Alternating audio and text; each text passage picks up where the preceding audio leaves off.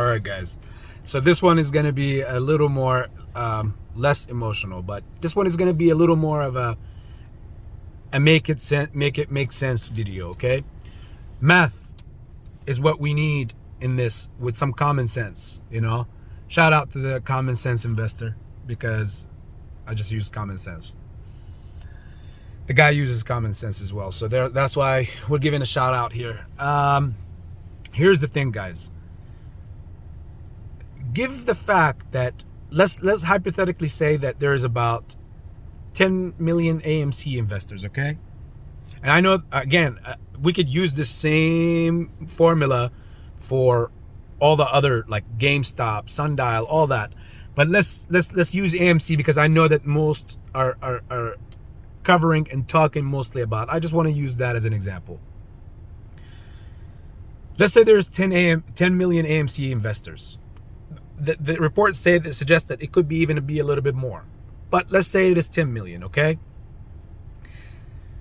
If you go back and check that each investor with AMC has what Adam Aaron shared to us back in June or July of last year, said that the average investor holds about 500 shares. We're gonna say, I want to be conservative with this math. This is just the way I think, guys. Okay. Again, I'm not a financial advisor, so I'm just showing you a way into my thoughts. So you have 10 million investors in AMC. Each holds an average of 500 shares.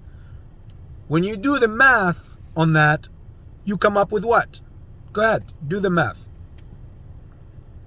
That means there's 10 billion shares that are into existence.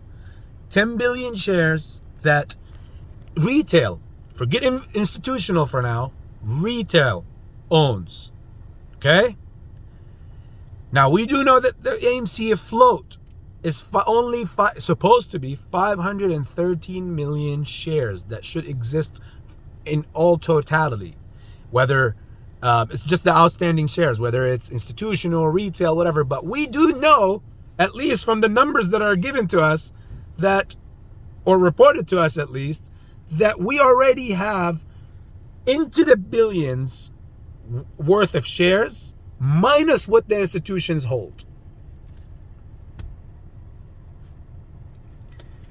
So, as far as the question, or you're gonna feel it when such and such agency sells, whatever. What does it matter? It's a cover job. It's a cover-up job. if all the stock has to go back to its 513 million total shares, and obviously that's given that Mr. Adam does not try to in anytime soon try to put some sort of weird emergency meeting and talk about we really do need these extra shares, and somehow dumps like a couple of 100 million shares. And even then, guys, and I'm not, again, we all know that we're all gonna, you know what that vote is for that is. I don't know. My vote, I know what it is. You know what your vote is. But let's say, obviously, that does not even happen, which again is not on the agenda. So if I know that the float has to go back in order for this thing to reset and start all over again and be done, that's it, we're finished with this play, this thing has to go back to its normal float. 513 million and less. So let's say we have, forget the 10 billion. That even that number was conservative shares that we own as retail, that we calculated according to the reports that were given to us. Let's say it was 4 billion shares. Okay? 4 billion shares.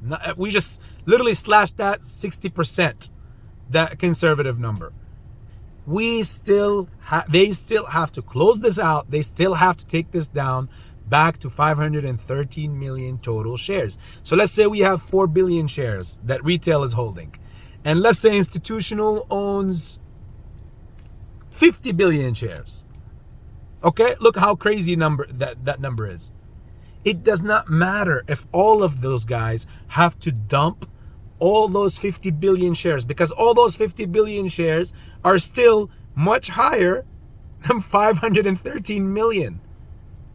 Once we were in the talks of, this is why this is called the short squeeze. Once we were in the territory of speaking of billions of shares, this is why it's called the mother of all squeezes.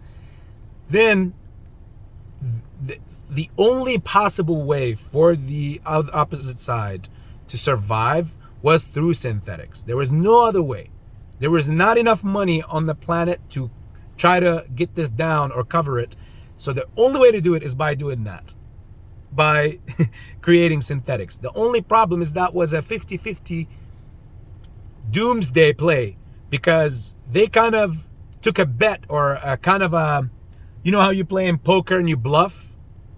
They were bluffing and they got caught badly. And now it's only time. Their plan, they're like, okay, we're screwed. The only thing we can do is, I've said in my previous videos, you got to go back and watch those. Let's batter these guys up for a long time, get them to give up, lose hope. And then once we're ready to let them breathe a little bit, we'll throw them a little bone, and everybody's going to jump on it because everybody's hungry and been tired for over a year and a half. And now some already broke ranks, some fell, couldn't even handle it emotionally, physically, psychologically, every way possibly.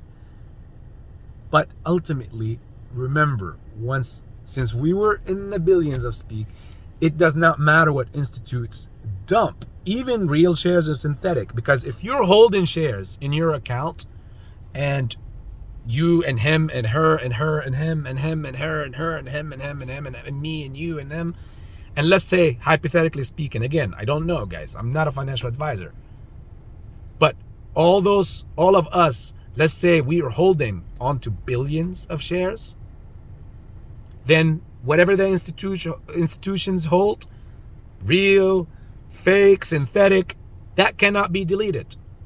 In fact, it's easier to, because they all know each other, all these institutions, they might let them, like, sell them their shares at a very small price in the dark pool, because they were looking out for them in the past. No one is thinking of this. No one has been saying this, guys. These guys need shares to short, synthetic or real, whatever.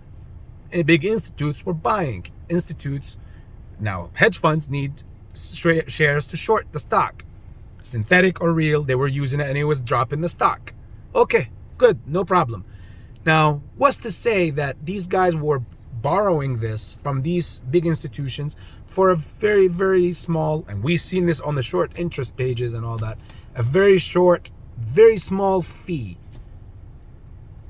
So why would that be? Why would you be surprised if, and we know that dark pool transactions have been skyrocketing from 60 to 70 to 80%, sometimes 90% on certain days on the stock. These guys are all in bed together. They're in the same country club. So since they're in the same country club, what do you got to do? I wouldn't be surprised if throughout the squeeze, their deal was, before the squeeze, lend me shares for at whatever price or at no premium.